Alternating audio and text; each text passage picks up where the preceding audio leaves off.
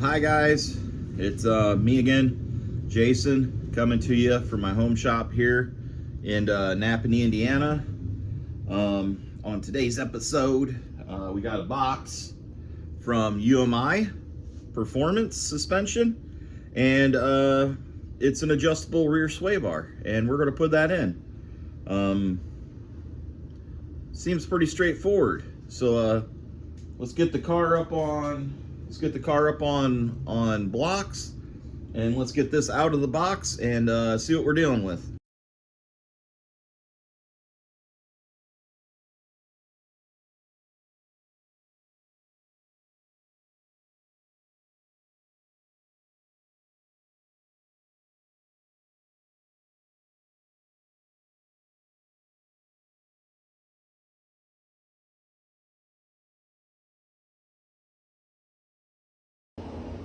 Okay guys, we got the car up on the blocks.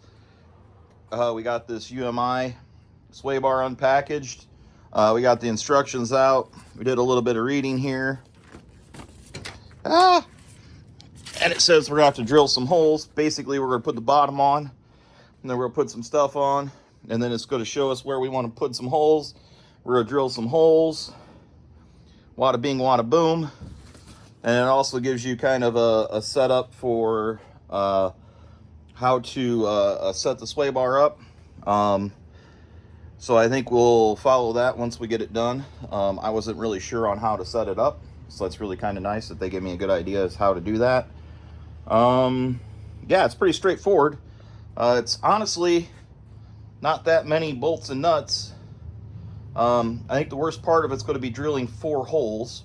And if the worst part of it's drilling 4 holes, I think it's going to be relatively okay today. So, yeah, let's get to it.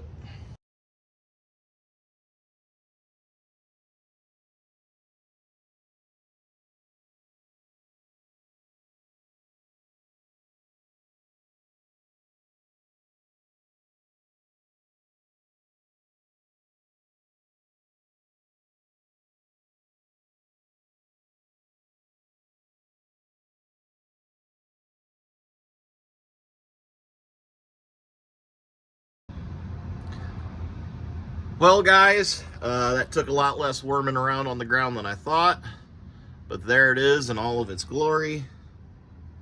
It was really simple to put in. I would totally recommend this kit to absolutely anyone. Thank you, UMI, for such a great product. This was very easy to install.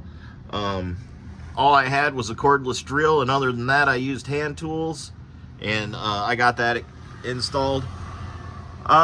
Something I may not have explained very well earlier is, why does a burnout car need a sway bar in the rear? I don't know if you've watched one of my burnout videos. If not, please go watch one right now. You will notice that the driver's side tire pops somewhere between 15 and 20 seconds faster than the passenger side tire. So where a sway bar comes in is I can adjust this link longer, which then adds weight to the passenger side tire, and it should take some weight away from the driver's side tire, and it should make the driver's side tire last a little bit longer, and it should make the passenger side tire pop a little bit quicker. That's kind of where we're going with it. Right now, currently, I pop a driver's side tire somewhere between 55 seconds and 1:05, and I pop a passenger side tire somewhere between 1:15 and 1:20. So what we'd like to do is we'd like to speed this one up a little bit, take it down to, say, 110, and bring this one up to the 110. That way we get a score, because if we pop tires under a minute, we get no score. And right now, this driver's side tire is pretty consistently popping at that 55. And we need to add a little bit of life to the driver's side. And we need to take a little bit of life out of the passenger side. Additionally, I do believe that it'll make it handle a little better in the pit. It should make the car steer both directions more equally than before. But yeah, maybe I should have explained that better from the jump.